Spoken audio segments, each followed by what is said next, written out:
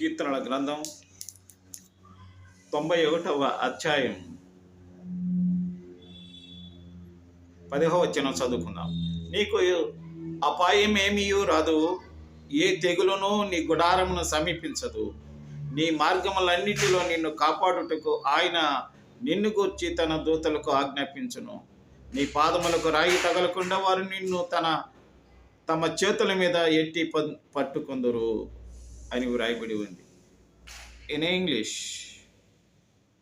no evil shall be allowed to befall you, no plague come near your tent, for he will command his angels concerning you to guard you in all your ways అని వ్రాయబడింది. నా ప్రియమైనటువంటి సహోదరులారా, దేవుడు మనకు కంచెగా ఉండి మనల్ని కాపాడే దేవుడుగా ఉంటున్నాడు. ఆమేన్.